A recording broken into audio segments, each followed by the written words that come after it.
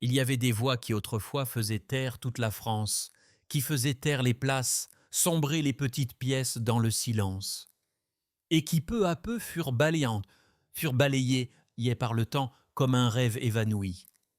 Parmi les noms brillants d'un temps lointain, parmi les auréoles falafanées sous la poussière du monde moderne, le nom de Daniel Guichard semble avoir sombré dans l'oubli, mais la vérité est différente. Il n'a pas disparu.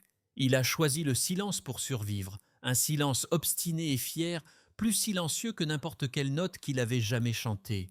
Daniel Guichard n'était pas né dans le luxe. Il n'a pas grandi dans des académies de musique prestigieuses. Il est né dans la poussière de Paris, dans les rues pauvres où chaque pas était marqué par la sueur, où chaque rêve était payé par les larmes et la persévérance. Quand Daniel chante, c'est plus que de la musique. C'est le souffle des matins froids, le murmure des histoires racontées autour de vieilles tables à vin, l'écho d'un Paris perdu en plein air dans de vieilles cartes postales. Cette voix, chaude, rauque, ne nécessitait aucune perfection technique. Parce que chaque fois que Daniel chante, les gens n'écoutent pas avec leurs oreilles, ils écoutent avec leur cœur. Des ballades simples et dénudées comme Mon vieux, La tendresse, touchent aux souvenirs les plus profonds, évoquant des images de vieux pères, de mères vieillissantes, de premiers amours qui n'ont pas encore été dits. Dans les années 70 et 80, le nom de Daniel Guichard était une icône. Il n'a pas besoin de vêtements tape à l'œil, il n'a pas besoin de tours tape à l'œil. Du simple fait de se tenir sur scène avec une vieille guitare, Daniel peut rendre silencieux des milliers de spectateurs, comme si chacune de ses chansons était une flèche transperçant directement leur âme. À une époque où les chansons racontent encore des histoires vraies, Daniel Guichard est le plus grand conteur. Mais ensuite, les temps ont changé. Les guitares rustiques cèdent la place à des mélodies électroniques épurées, des histoires semblent noyées dans la marée des succès stéréotypés.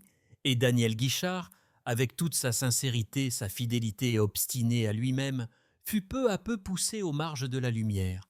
Fini les spectacles à guichet. Fermé. Il n'y a pas de nouvelles chansons en tête des charts.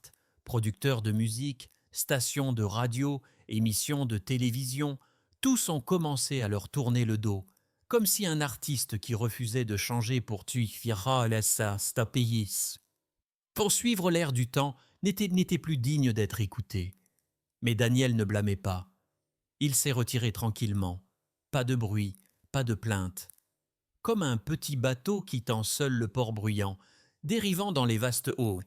Ah, et Vassozo, sachant que personne ne l'appelle. Il y avait des nuits tardives, dans une petite pièce avec seulement des lumières tamisées, Daniel Guichard était assis seul avec sa vieille guitare, se perdant dans des notes de musique solitaire. Là-bas, le monde est toujours bruyant, toujours à la poursuite de nouvelles lumières clignotantes. Mais ici, dans ce petit espace, il y a encore un homme, un cœur qui n'a jamais cessé d'aimer la musique avec toute son honnêteté déchirante. La vie n'est pas facile pour les gens honnêtes, surtout dans le monde du spectacle, où la contrefaçon est souvent célébrée comme un art de vivre.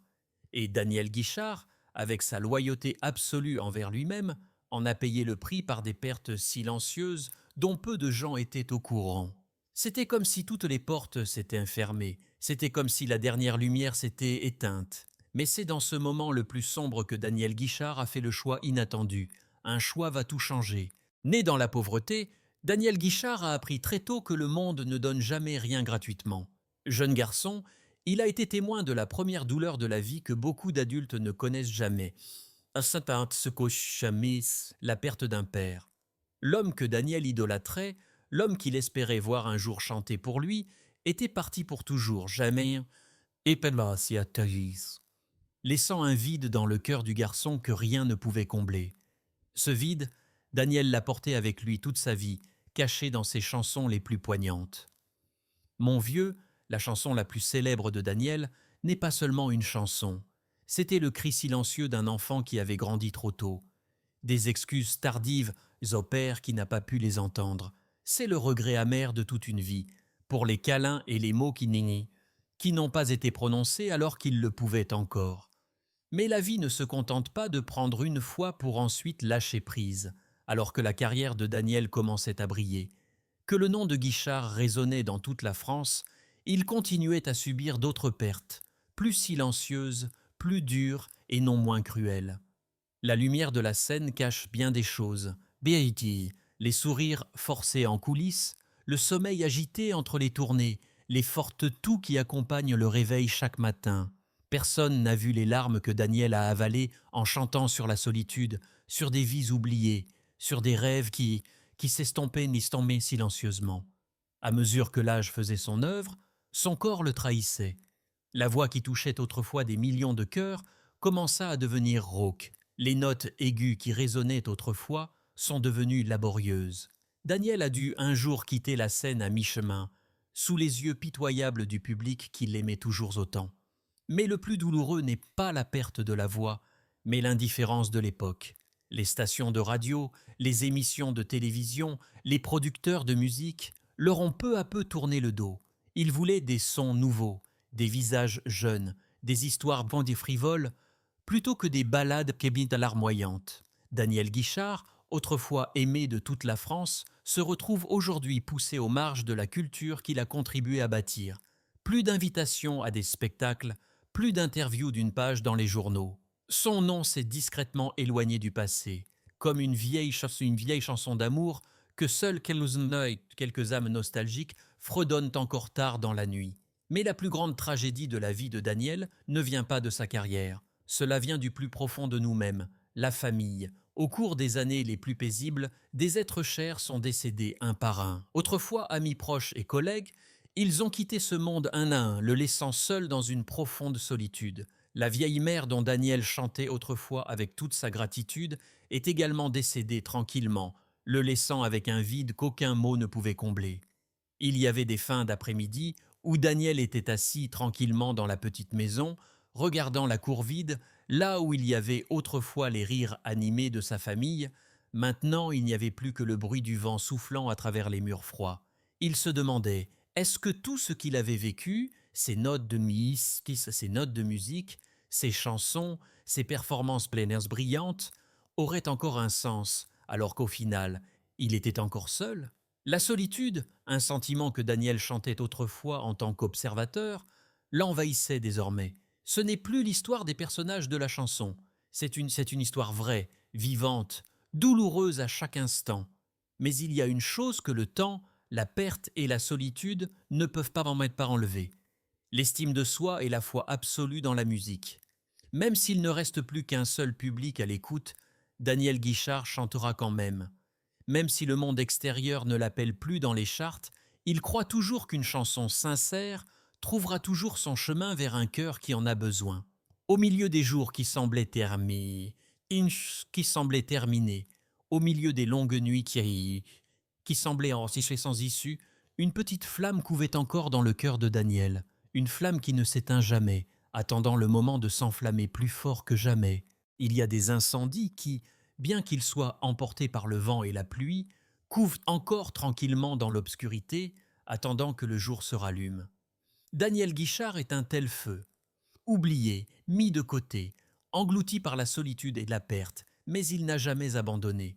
La musique, pour lui, n'est pas une carrière, c'est sa façon de respirer, sa façon d'aimer, sa façon d'exister. Durant ces années tranquilles, Daniel a commencé à produire sa propre musique, sans producteur, sans l'approbation des géants de l'industrie. Il a fondé son propre label, libre de chanter les chansons qu'il voulait, pour ceux qui croyaient encore que la musique sincère n'était pas morte. Même si seulement 100 en 1000 personnes l'écoutent, pour lui, cela suffit pour continuer. Daniel revient sur scène, pas les grandes scènes des décennies précédentes, mais de petits théâtres. Petits théâtres des salles de province, des spectacles copies, où le public était assis si près qu'il pouvait voir les rides dans les coins de ses yeux, entendre son souffle se mélanger à chaque chanson.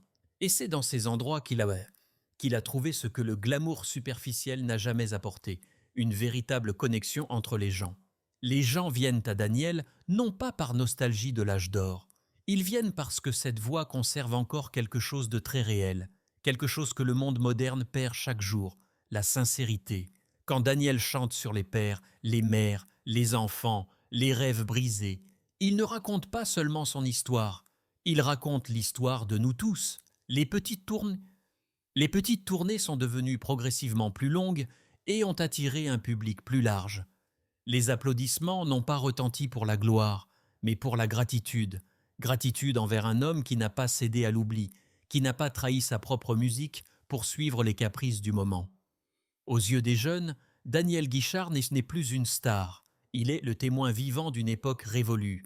En tant que voyageur solitaire, portant la chanson des rêves les plus vrais, allant à contre-courant du courant bruyant du monde moderne.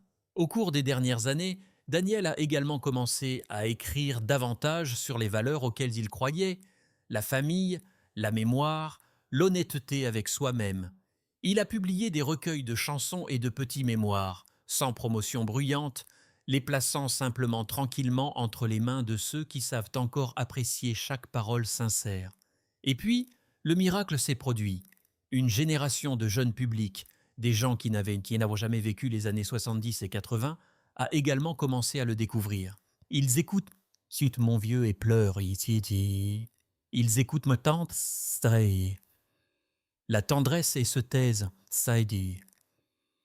Parce que la nostalgie, l'amour, la perte, les choses que chante Daniel, sont des choses sans âge, sans frontières. La musique sincère finit toujours par trouver son chemin vers les cœurs qui en ont besoin. Daniel Guichard était presque oublié, mais c'est sa loyauté absolue envers la musique, envers son cœur, qui l'a sauvé. Sans bruit, sans reprendre la vedette avec des astuces, il revient avec les choses les plus simples, une vraie voix, un cœur qui connaît encore la douleur et un amour qui ne s'estompe jamais. Il n'est peut-être plus l'étoile la plus brillante du ciel musical français, mais il est devenu un phare, petit, silencieux, pour ceux qui croient encore que dans un monde de plus en plus artificiel, la sincérité a encore sa place. Car au final, la plus grande force d'un artiste ne réside pas dans le nombre de personnes qui l'applaudissent. La vraie force réside dans le fait que, lorsque toutes les lumières sont éteintes, ils ont encore le courage de chanter, même si c'est juste pour un cœur qui a besoin d'être réchauffé. Daniel Guichard l'a chanté, et il continuera à chanter, jusqu'à ce que sa voix se dissolve dans l'éternité.